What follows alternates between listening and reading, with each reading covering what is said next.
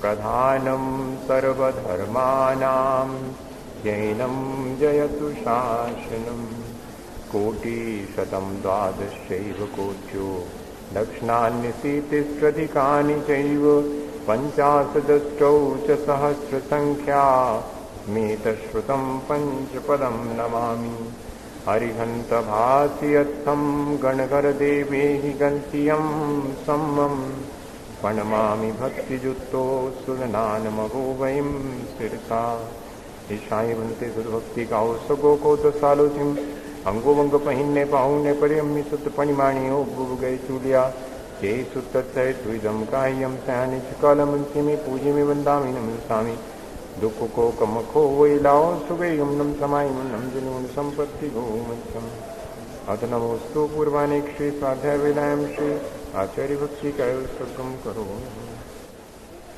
भावना पटुमतीभ्या सुचरित तपोनिधिभ्यो नमो गुरुभ्यो गुणगुरुभ्या छत्तीस गुण संवज्ञे पंचविहाचार करण संदर्शे शिष्यानुके कुशले धम्मायर्य सदा वंदे गुरु भक्ति संयमेन या तरन्ति संसार सायरं घोरं छिन्नन्ति अच्छुकम्बं जन्मं मरणं न पावन्ति ये नित्यं व्रतमन्त्र होम निरता ध्यानाग्निहोत्राकुला षट्कर्मा विरतास्तपोधनधना साधुक्रिया साधुवा शीलप्राभरणा गुणप्रहरणा चन्द्रार्कतेजोधिका मोक्षद्वारकपाटपाटनभटा पीनन्तु मां साधुवा गुरुवः पान्तु नो नित्यं ज्ञानदर्शननायका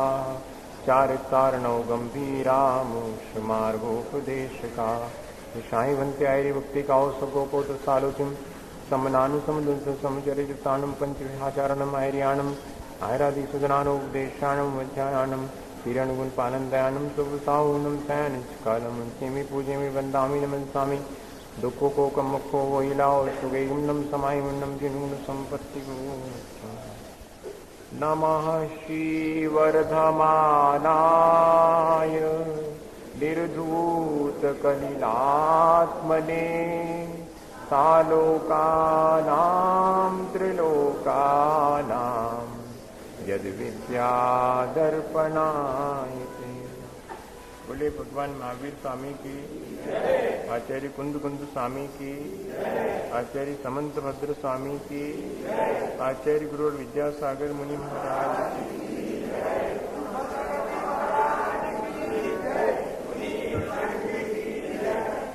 ये रत्न करंडक शावकाचार आचार्य समंत भद्र स्वामी का अपन पढ़ रहे हैं।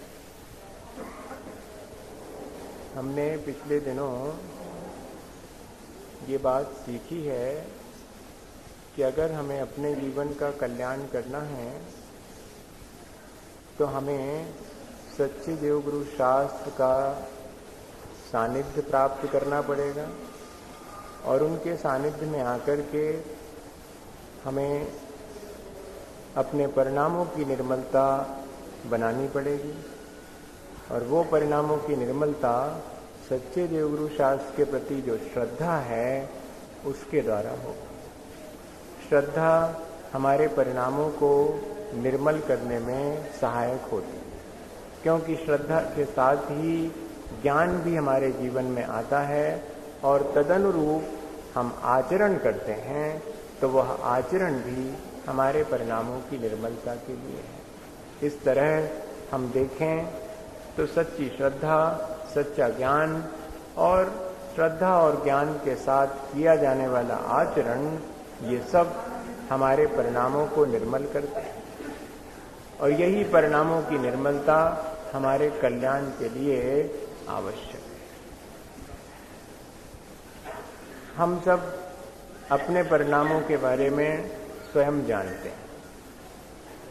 वो परिणाम हमारे दूसरे को मालूम पड़ें या ना पड़ें, पर स्वयं तो हम अपने परिणामों को हमेशा टटोलते रहें, देखते रहें कि परिणाम हमारे कैसे हैं।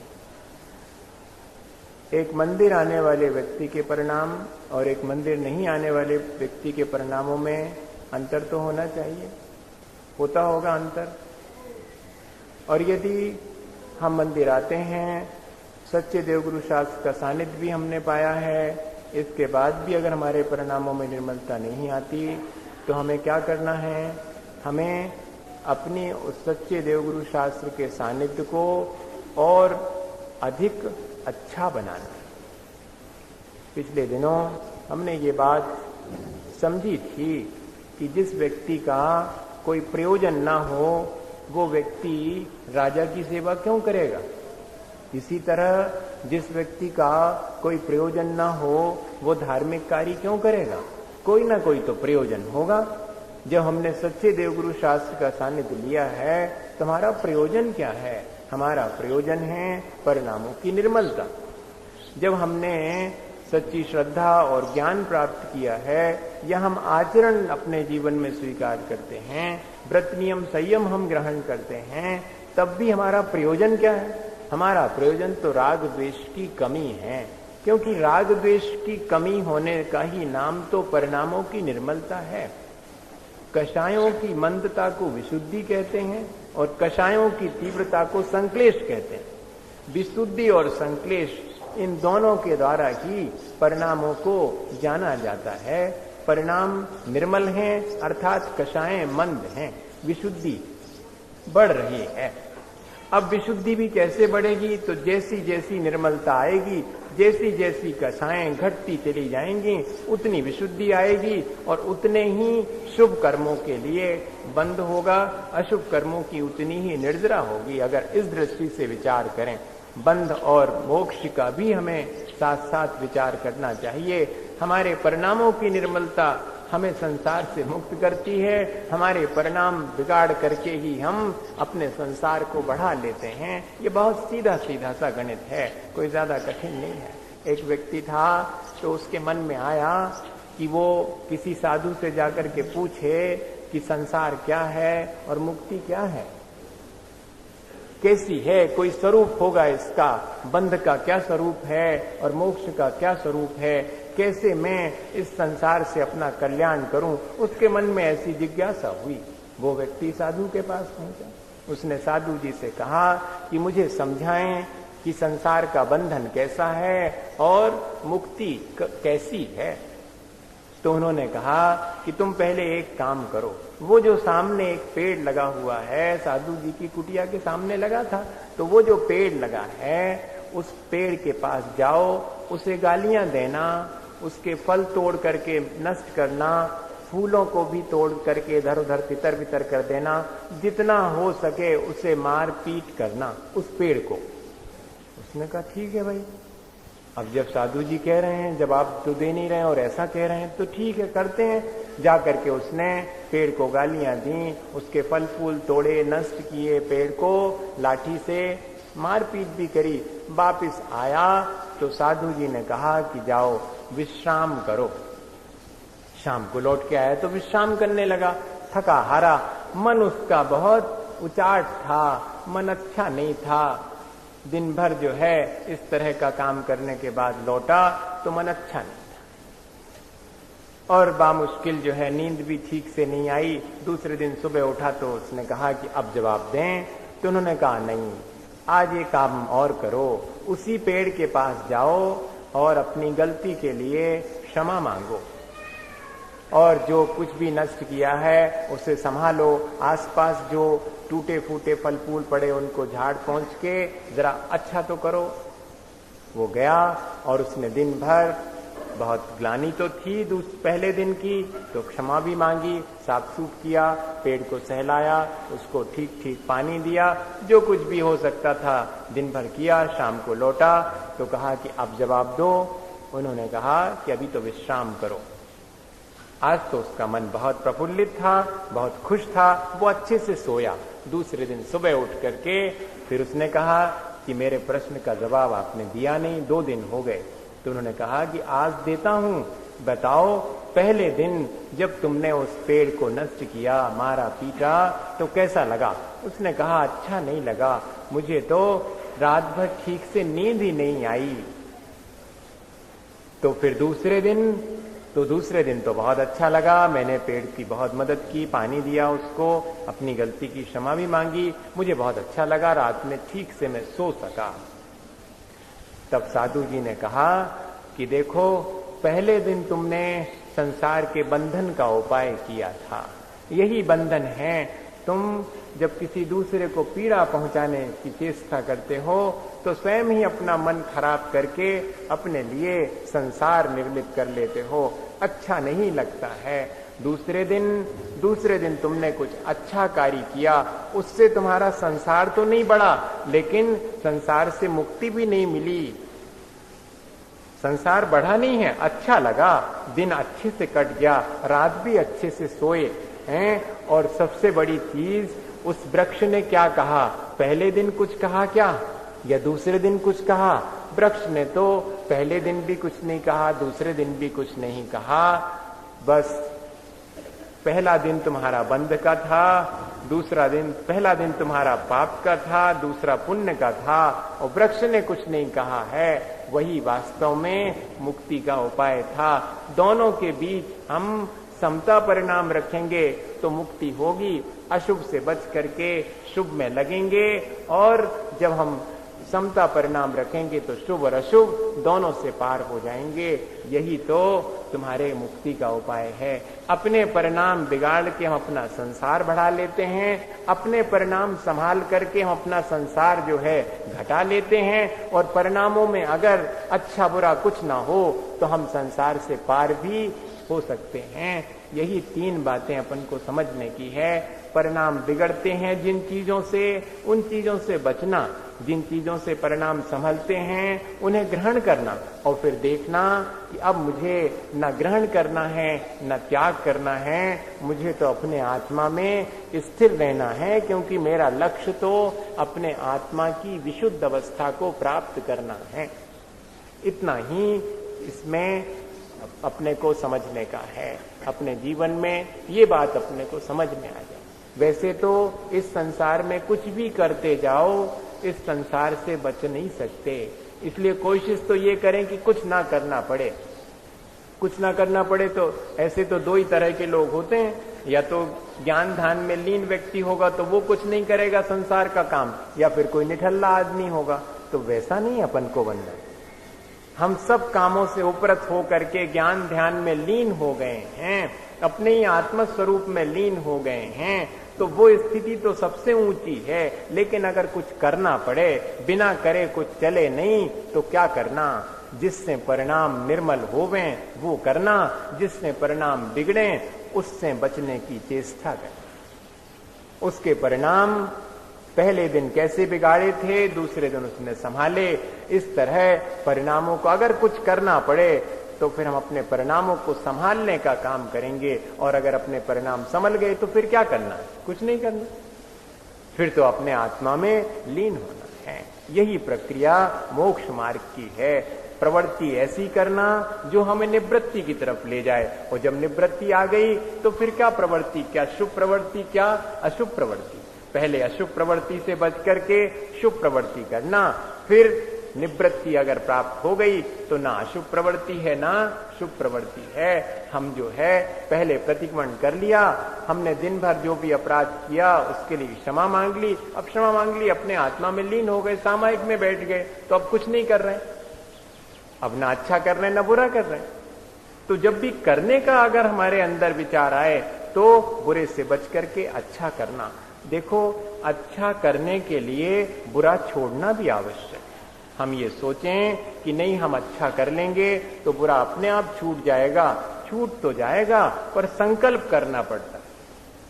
बुरा छोड़ने का संकल्प करके ही हम अच्छा कर पाएंगे, और फिर अच्छे बुरे दोनों से ऊपर उठने की स्थिति तो बहुत विरले ही किसी महामुनि के ही होती है। अपने को तो दोनों में से ही चुनना है, अच्छे और बुरे में से क्या चुनना है, तो अच्छा। लेकिन अपन के साथ मुश्किल ये है कि अपन करते तो बुरा हैं और फल चाहते हैं अच्छा। अपनी सारी कोशिश होती है कि फल अच्छा मिले, चाहे हम जैसा करें। तो कहते हैं अगर फल अच्छा चाहते हैं तो अच्छा करना भी पड़ेगा। यहां संसारी जीव पाप तो चाहता है लेकिन पाप का फल नहीं चाहता। ये संसारी जीव पुण्य करना नहीं चाहता लेकिन पुण्य का फल तो चाहता। ऐसा ही अपन का स्वभाव बन गया है। पाप करते हैं लेकिन पाप का फल नहीं चाहते, और पुण्य करते नहीं है पर पुण्य का फल चाहते कि मिल जाए, सब सुख सुविधा भी मिल जाए, सुख मिल जाए। यही अपने को समझने की चीज है कि हमें कोई क्रिया करना है, प्रवृत्ति करना है, तो पहले अशुभ प्रवृत्ति को तो संकल्प पूर्वक त्याग करना है, शुभ प्रवृत्ति को हमें स्वीकार करके और निवृत्ति की तरफ जाना है। ऐसी शुभ प्रवृत्ति जो हमें निवृत्ति की तरफ ले जावे, वो शुभ प्रवृत्ति परंपरा से निर्वाण का कारण बनती। इसी को चाहे जिस भाषा में कहो, इसको ऐसे कहो कि वे सारी पुण्य की क्रियाएं जो सच्ची श्रद्धा के साथ की जाती हैं, वे सब परंपरा से निर्वाण का कारण होती। और सांसारिक आसक्ति से कोई व्यक्ति पुण्य करे तो वो उसका पुण्य उसको संसार की सुख सुविधा दे करके उसी में रंजायमान कर देता है। इसलिए कहते कि भैया ऐसे पुण्य से बचना जिससे और संसार आपका बढ़ जाए। संसार घटाने के लिए अगर हमने पुण्य के कार्य किए हैं तो वे पुण्य के कार्य हमारे लिए संसार घटाने में सहयोगी होंगे। इस बात का अपन विचार करके आगे व्रत नियम, जब भी व्रत नियम की बात अपने जीवन में आवे तो अपन को पहले ध्यान रखना कि प्रयोजन क्या है। मेरा प्रयोजन उन व्रत नियम के द्वारा आत्म परिणामों की निर्मलता के लिए है, अपने राग द्वेष को घटाने के लिए मुझे व्रत नियम लेना है। तो अगर व्रत नियम लेने के बाद भी राग द्वेष न घटे तो अपने व्रत नियम संयम को दोष नहीं देना, बल्कि हमने व्रत नियम की ठीक ठीक आराधना नहीं कर पाई इसलिए कम नहीं हुए। अब मैं अपने व्रत नियम की और अच्छे से आराधना करूंगा, उनमें जरा और निर्दोष बनाऊंगा ताकि मेरे राग द्वेष घटें। क्योंकि भगवान ने तो व्रत नियम संयम के द्वारा राग द्वेष घटाने के लिए ही हमें उपदेश दिया है। राग द्वेष निवृत्तेर हिंसादि निवर्तना कृता होती। मैं अपने राग द्वेष घटाने के लिए, मेरा प्रयोजन राग द्वेष घटाने का है, इसलिए बाह्य में 5 अणुव्रत या महाव्रतों को अंगीकार करता हूं, 5 पापों का त्याग इसलिए कर रहा हूं ताकि मेरे भीतर राग द्वेष घटे। ये हमारा प्रयोजन है। इतना स्पष्ट अपन को हो गया। 5 अणुव्रत हैं, 3 गुण व्रत हैं, 4 शिक्षा व्रत, ये श्रावक के 12 व्रत हैं। श्रावक को अपने जीवन में इन 12 व्रतों को अंगीकार करने के भाव तो बनाना ही चाहिए। और 5 अणुव्रत हमने आपसे कहा था कि बड़ी आसानी से लिए जा सकते हैं। परिग्रह का परिमाण भी ज्यादा कठिन नहीं है। आज की तारीख में जितनी जो चीजें हैं तो वे सब हमारी, और इसके बाद जो और ग्रहण करेंगे तो हम ग्रहण ही नहीं करेंगे। अगर करेंगे भी तो इसमें से चीज हम अलग कर देंगे, तब हम ग्रहण करें। हम त्याग पूर्वक ग्रहण करेंगे। ग्रहण तो करे बिना बनेगा नहीं काम, तो क्या करें? तो कहते जितना ग्रहण उतना ही त्याग। वैसे तो विनोबा भावे ने इस चीज को ऐसे लिखा, बड़ा मजा आता है। उन्होंने लगता है कि इन सब चीजों को जैन धर्म की पढ़ा होगा। उन्होंने लिखा कि H2O, विज्ञान कहता है कि 2 हाइड्रोजन 1 ऑक्सीजन मिलकर के पानी बनता है। तो कहते हैं कि मोक्ष मार्ग में भी ऐसे ही करो, त्याग 2 भोग 1, ऐसा इक्वेशन बना लो। H2 की जगह पर त्याग 2 और O की जगह पर भोग। दुगना त्यागूं तो आधा ग्रहण करूं, दूना त्याग करो तो आधा ग्रहण करो। त्यक्तेन भुंजीता, वेद में भी ये बात लिखी, त्याग पूर्वक ही भोग किया जा सकता। जो व्यक्ति ग्रहण ही करता है, त्याग नहीं करता है, वो अपने जीवन में नष्ट हो जाता है, उसके लिए कोई आत्म संतोष नहीं मिलता।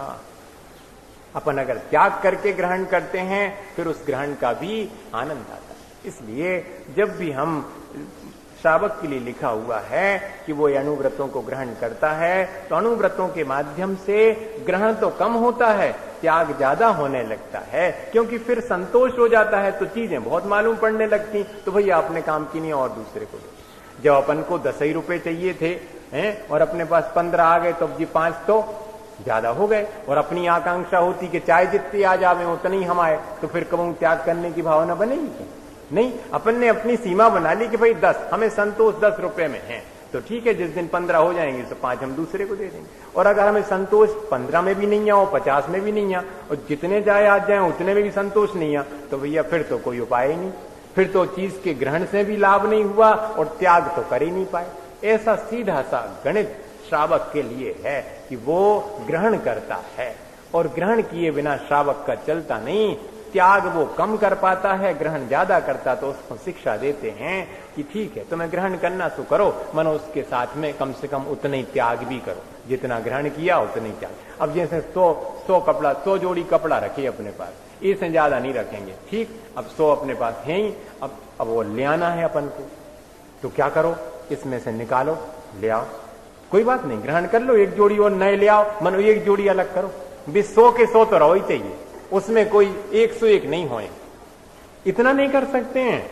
इतना तो आसानी से वैसे तो होना ये चाहिए कि 1 लाऊंगा तो 2 हटाऊंगा, 2 लाऊंगा तो 4 हटाऊंगा, दुगना होना चाहिए। नहीं होता है तो उतना तो कम से कम रख ही लेंगे, क्या बढ़ाएंगे नहीं। अब तो घटाने की प्रक्रिया है, तो लाऊं तो उसे निकालूं भी, घटाऊं भी, ऐसा आसानी से अणुव्रत और 3 गुणव्रत। अणुव्रतों की वृद्धि के लिए जो व्रत ग्रहण किए जाते हैं वे गुणव्रत कहलाते हैं। मुनियों के जीवन की शिक्षा लेने के लिए श्रावक जो व्रत ग्रहण करता है वे सब शिक्षा व्रत कहलाते हैं। इस तरह 12 व्रत हैं।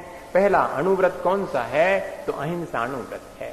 अहिंसा का अर्थ क्या है भैया? हिंसा नहीं करना, दूसरे के प्राणों का घात नहीं करना। प्राण किसे कहते हैं? कहते हैं कि जीवन में 10 प्राणों के संयोग का नाम ही जीवन है और प्राणों के वियोग का नाम ही मरण है। प्राणातिपात, प्राणातिपात का अर्थ है दूसरे के प्राणों का वियोग कर देना। अब वे प्राण कितने हैं जरा विचार करो। अपन तो सोचते हैं कि दूसरे के प्राण ही निकल गए जब उसका मरण हुआ। अरे नहीं भैया, प्राण 10 हैं और 10 प्राण संगी पंचेंद्री के हैं, उसमें से किसी भी प्राण का आपने घात किया है तो वो सब हिंसा कहलाएगी। चाहे शरीर से किया होवे, चाहे वचन से किया हो, चाहे मन से किया हो, चाहे वचन से कराया हो, चाहे मन से कराया हो, या किए हुए की अनुमोदना की हो। इस तरह कृत कार्य और अनुमोदना सभी प्रकार से मन वचन काय से इन चीजों का त्याग करना चाहिए। 5 इंद्रियां हैं, अपनी भी हैं और दूसरे की भी हैं। अब इन इंद्रियों का घात कैसे होता? कहते इंद्रियों से अधिक काम लेना, ये भी तो उसका घात है। इसकी तरफ ध्यान ही नहीं जाता अपने स्वयं की इंद्रियां और दूसरे की 5 आंख जो है देखने के लिए मिली हुई है, लेकिन इसका अर्थ ये नहीं है कि हम दिन भर जो है और देख ही रहे हैं, अपनी इच्छा से देख रहे हैं। आंख से कोई चीज दिख जाना अलग है और उसके देखने के लिए निरंतर प्रयत्नशील होना अलग बात। और बुरी चीज क्यों देखें? आंखें अच्छी देखने के लिए मिली हैं। अर्थ मेरा ये है कि अगर हम अपनी 5 इंद्रियों का सदुपयोग नहीं करते हैं तो समझना कि हम हिंसा कर रहे हैं। अपनी 5 इंद्रियों का सदुपयोग करना। मेरी आंख क्यों मिली है? भगवान आपका रूप देखूं, सबसे पहले आंख खुले सुबह सुबह तो आपका ही दर्शन हो, मेरे हाथ आपकी पूजा करें या कि दान दें। दान, हाथ की सार्थकता तो दान देने में है। मेरे कानों में आपके वाणी का वाणी ही मुझे प्रवेश करे, मुझे जिनवाणी मेरे कानों को पवित्र करे। मेरी नाक जो है क्या सूंघे, धर्म का जो आनंद है वो ग्रहण करे। यहाँ पर तो अब गंध भी नहीं आती, अब तो सूखी सूखी सब चढ़त है, सुगंध को भी कोई काम ही नहीं कि अपन को कौन देना मंदिर में घुसे और अच्छी गंध आवे कि हाँ दीप धूप की गंध आई है। खैर हम ये नहीं कह रहे आप नहीं तो ध्यान है, आप जो ही करन लगो और फिर हमारा नाम लगाओ कि महाराज ने कही थी।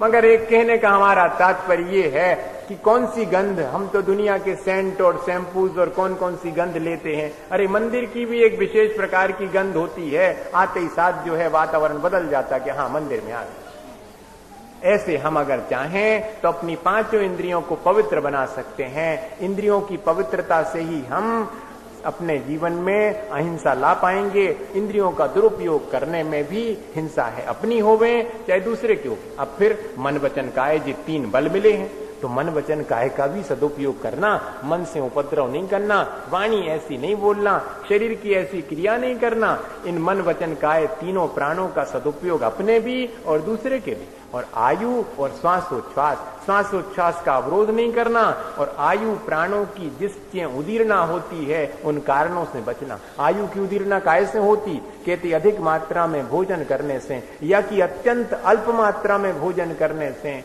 या कि परिणामों को संश्लेषित करने से, या कि अनीति करने से। इन सब चीजों से जो है अपने आयु की स्वयं की उदीर्णा होती। इस तरफ ध्यान नहीं जाता अपना।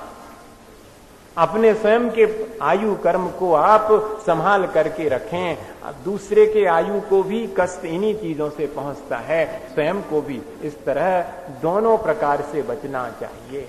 द्रव्य हिंसा और भाव हिंसा की परिभाषा तो अपन ने बहुत समझी होगी, लेकिन भैया इन 10 प्राणों को अपने भी संभालना, इनको कष्ट नहीं पहुंचाना, और दूसरे के भी 10 प्राणों को कष्ट नहीं पहुंचाना। एक इंद्रिय है तो उसके 4 प्राण हैं, और 2 इंद्रिय है तो उसके 6 प्राण हैं, 3 इंद्रिय के 7 हैं, 8, 9 ऐसे बढ़ते, कुल मिलाकर के 10 प्राण किसके हैं? संगी पंचेंद्री। इसीलिए कहते कि संगी पंचेंद्री को कष्ट देने में ज्यादा हिंसा है, क्योंकि उसके ज्यादा प्राण हैं, उसको ज्यादा सुख दुख का अनुभव होता है, और अपन का ध्यान इस तरफ नहीं जाता। कल हमने इस बात का ध्यान अपन ने किया था कि देखो चींटी के ऊपर पैर पड़ जावे, किसी कोई जीव राशि अपन से मर जावे, हम देखते हैं कि एक छोटी सी छिपकली आ गई मान लो और अपने सामने कीड़ा खाने लगे, अपन को कैसा लगता? तो इसमें तो आकुलता होती, इसमें तो ग्लानि होती, और कोई को अपन ने कड़े वचन कह के दुख पहुंचा दिया, इसमें जरा भी आकुलता नहीं होती। कैसा अपना हो गया है मन। ये रोज का काम है, इसमें हमें कभी नहीं दूसरे को संगी पंचेंद्री को कष्ट हमारे वचन से पहुंच जाए, क्रियाओं से पहुंच जाए, मन ही मन किसी को कष्ट पहुंचा दे में उसका ध्यान नहीं जाता। और कोनो छोटो मोटो जीव मर जावे एकदम जो है ऐसे कि जैसे इनसे ज्यादा कोई अहिंसक ही नहीं हुए। हाँ, ऐसा नहीं लगने लगता। थोड़ी चिटिया, अरे तुमने चिटिया मार दी, चिटिया मार दी, मनो वो को इतने जोर से डांट दो कि वो के प्राण तो बिल्कुल सक पका के रह गए। बस चिटिया सो मरी, मगर आपने उसको चिटिया मरने की वजह से इतने जोर से डांट दिया कि उसके परिणाम अकल विकल हो गए, वो संगी पंचेंद्री घबरा गया बिल्कुल। इस तरफ ध्यान नहीं जाता।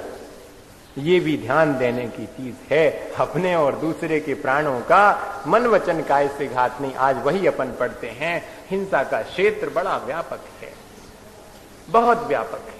मन वचन काय की क्रियाएं निरंतर हमें हिंसा की तरफ ही ले जाती हैं, बहुत संभालने की आवश्यकता है। श्रावक कितना कर सकता है उसको कहा है कि श्रावक कितना करे। एक श्लोक है, संकल्पात् कृतकारित मननाद्योगयस्त्रयस्य चरसत्वान् मननात् योग त्रयस्य है। एक्चुअली वो इकट्ठा होकर के ऐसा हो। नहीं नस्ति यत्तदाहु स्थूलवधाद् विरमणं निपुणा। यहां पर भी ऐसा ही करना, स्थूल वधाद और विरमणम। द्विरमणम नहीं है वो, विरमणम है। दा इधर लेना, वा उधर। अब फिर से पढ़ते हैं अपन। संकल्पात् कृतकारित मननाद्योग त्रयस्य चरसत्वान् नहीं नस्ति यत्तदाहु स्थूलवदाद् विरमणं निपुणा।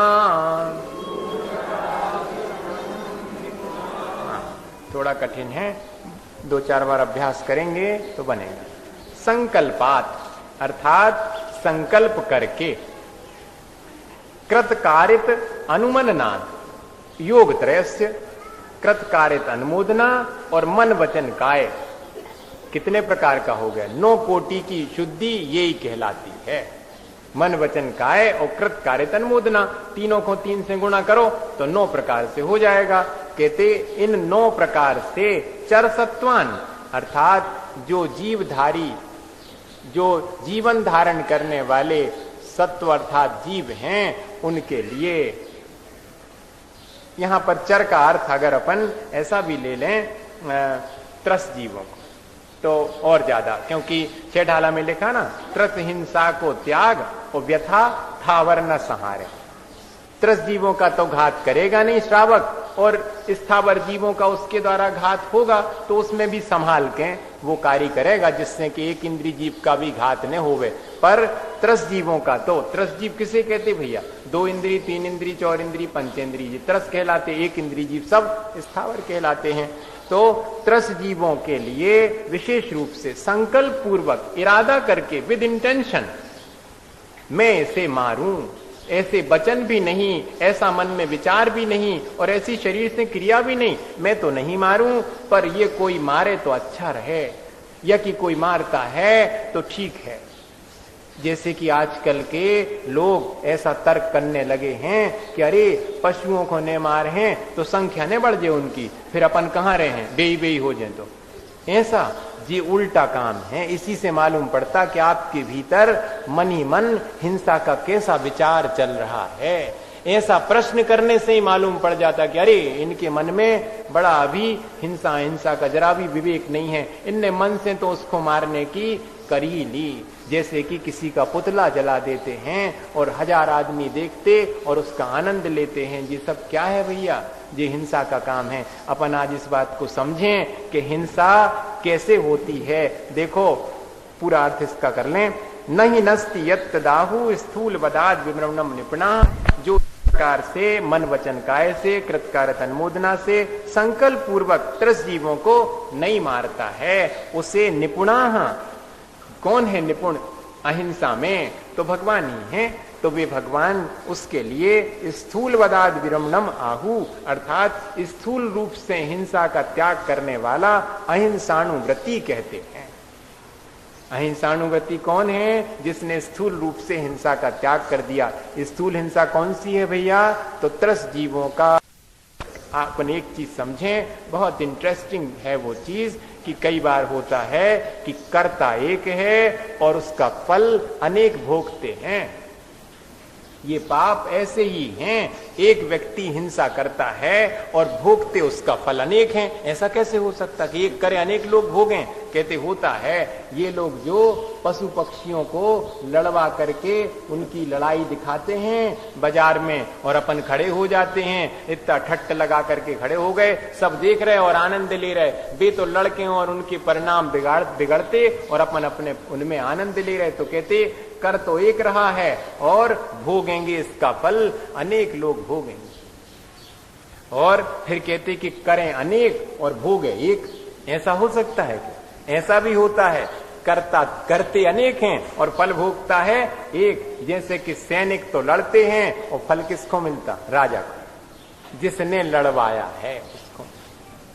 जैसे कि शादी ब्याह में सबरे बराती तो कर रहे तैयारी, नौकर चाकर कर रहे तैयारी, मनो बैठो को है जो उन करवावे वारो है, जो उनको ब्याह हो रहा वो। सेवन तो विन सेवई असेव मानो विसेव गो कोई, पगरण चेठा कस भी नया पाए रणोत्तिसो होई।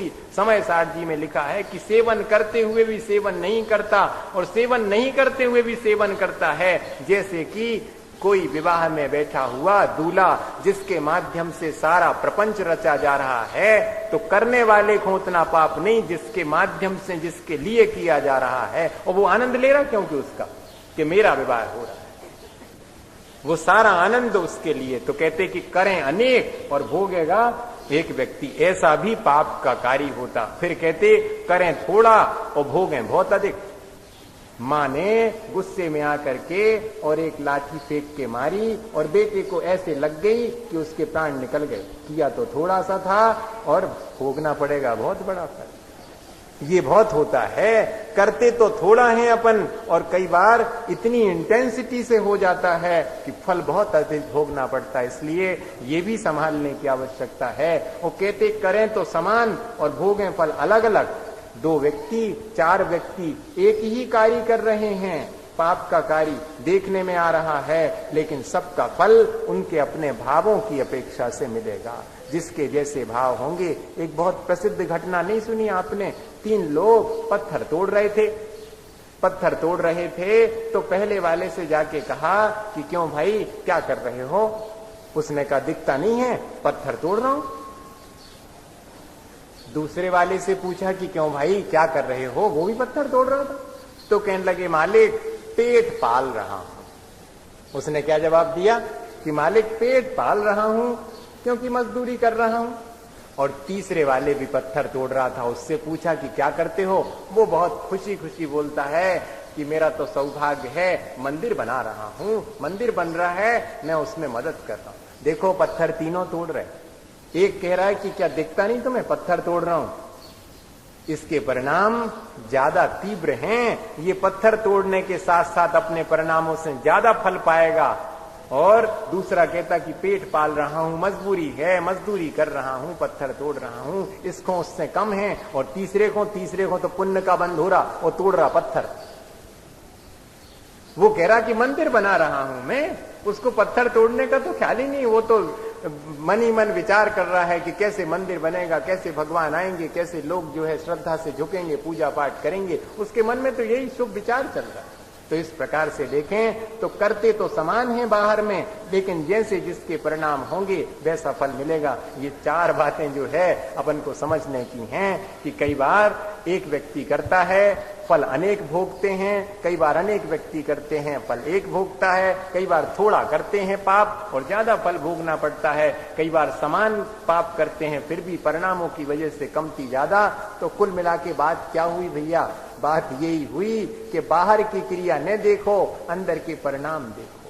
जैसे परिणाम उस समय होंगे वैसा ही पाप हमारे लिए बंधेगा, वैसी ही हिंसा और अहिंसा का तो हम संकल्प पूर्वक कम से कम इतना तो करना ही चाहिए कि हम बिना किसी मतलब के, कई बार तो दिन भर में बिना मतलब के भी बहुत पाप होता है। अगर थोड़ी सी सावधानी हो जावे तो बहुत सारे अज्ञानतावश होने वाला पाप है और प्रमादवश होने वाला पाप है, उस पाप से तो बच ही सकते।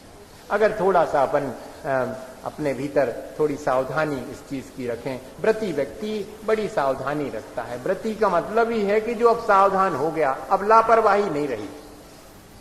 असंयमी का मतलब क्या है? हम तो सीधा अर्थ करते, असंयमी मतलब लापरवाह, अपने जीवन की चिंता ही नहीं, अपने जीवन को चाहे जैसा नष्ट करो।